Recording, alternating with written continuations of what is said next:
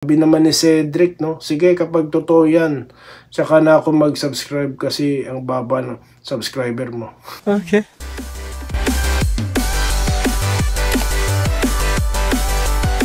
Ayan, so welcome back po, no, dito sa Denrica at Doy TV Sports, no. Well, matindi yung updates po ang ating gagawin, no. At of course, shoutout po kay Sir Empeno, no, para sa kanya tong update na to sa San Miguel. Ayan. So, para po sa inyo, update na ito tulad ng aking pangako, ha. Pero hindi po masyado madami, okay? Pa-shoutout, no. At ito pong kapanapanabik, no. Marami pong sabik dito. Usapang fake news. Ayan. Mga fake news alert, no. Mga fake news na naglalabasan kung saan-saan channel. Okay, mabilisan lang po, ha. Okay, San Miguel, may bakbakan po mamaya, ha. Sa EASL po ba yun? No? At talaga pong maganda itong laban na ito dahil nga po wala pa pong panalo dyan. So parang San Miguel, 0-1 sila, di po ba? At ganoon din po ang Meralco. May kalaban din sila mamaya. So maganda pong ano yan, homestand po, no? Talagang kasi dito sila magbabakbakan sa bansa natin, ano po. At yun nga, usapang fake news, ha. CJ Perez daw po, tinrade sa So hindi po totoo yun, ha. Tapos yung matabagay, matagal na, no, yung kay Bearfield, so wala na, luma na yun. Ito po ang latest, no. Kenneth Farid daw po, import ng San Miguel. Si Manimal po yun, ng NBA, no. Well, sir, hindi po totoo yan, no. Wala siya sa San Miguel, no. May lumabas lamang po, no, na di umano na pag-uusap between San Miguel at ito pong si Kenneth Farid, okay, yung kampo niya. So ito ay galing lamang po sa source, okay. So wala pa po tayong ibang legit source na nagsasalita niya, no, na nagtumutugma, ano, sa sinasabi. So source pa lang po ang nagsasabi. Kaya hindi pa po totoo or hindi totoo na nasa San Miguel si Kenneth Farid, okay. Nakaabang po tayo dyan kung sakaling mangyari yan, no, ipopost natin dito, okay. So far si Anusuke pa rin po, no, ang import nila, okay. At meron pa pong isa, yung katuwang niya po dyan sa EASL, no, na mamaya po may laban. Good luck po sa mga taga San Miguel at sa mga taga Meralco Bolts, no, na makikipagpakpakan dyan mamaya. So intact pa po ang lineup po ng San Miguel, no. Bali pangunahan pa rin yan, of course, ni Junmar Pajarto at ito po si Mario Lassiter. And of course, no, ang buong team ng San Miguel Beermen. Okay. So yan po, malinaw po tayo dyan. At mga usapang fake news, mainit-init pa po, binalita sa atin ng ating subscriber dito na ito raw pong si Michael Williams itinirade daw kay Paul Garcia. Gago! Matindi. So wala pong katotohanan yan. Hindi nga natin naman status ni Paul Garcia sa Ginebra. Kasi di ba nabalita nga na-release siya sa lineup ng Ginebra. So wala pong ganyan, wala pong nasulat na ganyan sa ating legit sources. So kung wala pong ganyang balita, no, yan po ay fake news. No, wala din po sa PBA transaction, okay? Nagche-check, counter-check din po tayo, no, diyan sa PBA, no. Mga diyan sa latest news nila at transaction, okay? At shoutout na po tayo, no, para makarami tayo. Mabilisan lamang po ito. Kay Job Espinosa, no, shoutout po, no, at God bless. Salamat po, sir, no. At napakarami po ng ating views dito sa ating fake news alert. Kaka-upload lang po natin, mga boss, mga sir, mga ma'am. Ang dami po, no. At dahil diyan, marami rin po, no, na hindi naman marami, no. Kasi meron ito, may nag-message. Ganun nga po siguro talaga pagka mag-upload ka ng fake news talaga. Ang kaibahan lang, may anunsyo na kagad ako na fake news ang laman ng mga tatakil ko, no? Okay? Ito po, sabi nung isa ni June, huwag kang tatawa. Pag nagsalita kasi, mas lalong fake news ka rin. Sige sir, kahit isa lang, magbigay ka ng fake news na sinabi ko. No? Mahirap po at mukhang meron din po nagsalita sa akin yan, no? Intro ko po yun, di ba? Na about kay Heading, no? Bali yun, usapan po kay Heading, no? Yan ang sinasabi ko, no? Meron po tayo ditong mga malulupit na na mga fact checker, no, or nagbibigay ng impormasyon sa atin kung paano napunta si Heading. Kaya nga po sa content ko kanina, wala naman po akong nabanggit doon, no, na nakapaglaro o naglaro si Heading, no.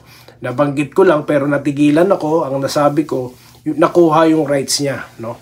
Drop po pala, na-drop siya hanggat sa hindi naglaro, no. Pero tama naman na sinabi natin kanina, no, na ang rights nga po diyan kay kay Heading nasa Terafima, di po ba? So inamin ko naman diyan sa vlog ko na hindi ko alam yung specifics kasi nga po hindi ko nabasa yung kabuuan, no, kasi nga during that time hindi pa po ako masyado pa nanonood ulit ng PBA, no, napaka-busy ko po yung mga time na yon, okay? So pero the fact na na-drop ka na, PBA player ka na, di po ba ganun yun? Okay, so salamat po kay Cesar Yan Mateo. Salamat po sir, no, sa impormasyong ibinigay nyo, no. Kay Sir Tolit Stalag, no, maraming salamat po. Ayan, Jordan Heading po, nagpa-drop siya pero hindi naglaro sa Terafima. So yun, so nagpa-drop pero di naglaro. Pero the fact na na-drop ka na, ka na, considered PBA player ka na, no. Yun na nga lang, hindi siya naglaro, no, pero yung rights mo, niya, nasa Terafima. Kaya yun po ang nangyari, okay? Oo nga, ito yung legit na mga news, yung ibang vlogger, puro report ko, yan. Okay po yan, sir, no, kay Julian Biernes, no. Ganun din po kay Rodolfo Juanino, no, yan, nakasubscribe at like. Iho. Thanks sa mga true. Oo nga po, bali nagsusulat, nagbabasa lang naman po ako sa legit sources, So yan nga lang nabasa ko si Heading, napunta na nga sa di ba? Pinasa ko lang naman, nirelay ko lang naman, di ba? Minerva Java, no. Hi po, sir, daming lumalabas, no. Di na malaman si totoo. Yan po, tinuro ko na po kung paano nyo mapa-fact check, no.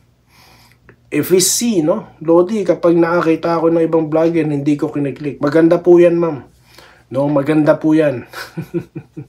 Shoutout po sa inyo, no? Kay Reynilo Manalo from San Pablo, Laguna, no? Shoutout po, sir. Shoutout po, no? Kay Edwin Role, no? Na laging nandyan. At si Marvin Cabahog, no? Pa-shoutout po, no? From Tondo, Manila, no? Mga taga-Tondo, shoutout po. Kay Andres Ladicapter, no? Good morning, no? At from Canlubang, Laguna.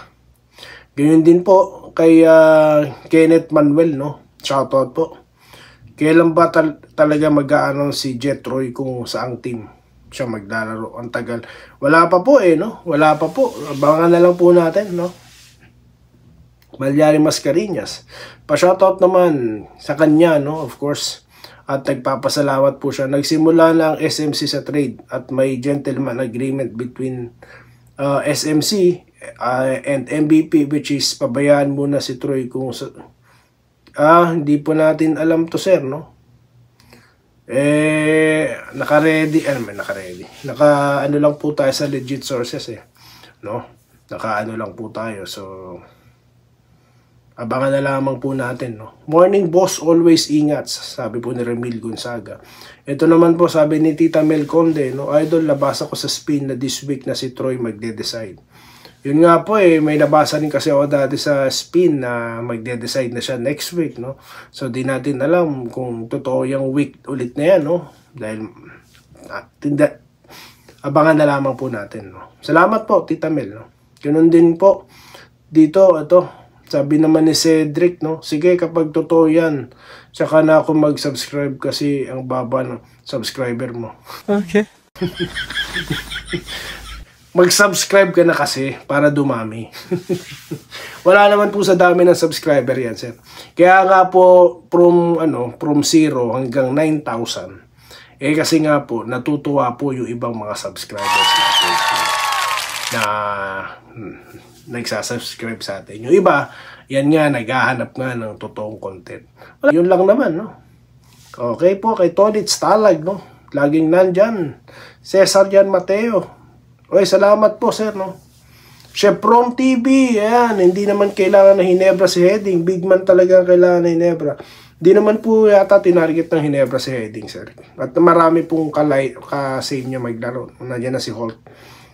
Camille Erica Neri, no idol, may pasabog na naman daw yung isang vlogger. Lagi po yan. Kasi nga po, nabanggit ko na sa nakaraang content, no, na talaga pong malaki po ang pakinabang, no, sa mga fake news ng mga gumagawa niya, no, na they can benefit in so many ways, no. So ganun po talaga yan. Tayo naman po nagbabalita rin kontra, no, sa mga sinasabi nila. So yun lamang po guys ang ating update ngayon, no. At muli ako po nagpapasalamat sa inyo pong panonood, no. At sa mga nagbi-feed po sa akin ng mga information, maraming salamat po. Muli, maraming salamat po ulit. Magkita-kita tayo sa mga ilang pang updates dito lamang sa DND Toy TV Sports. Magandang araw po sa inyong lahat. Salamat po sa panonood. Subscribe na para sa mga susunod na basketball at boxing videos.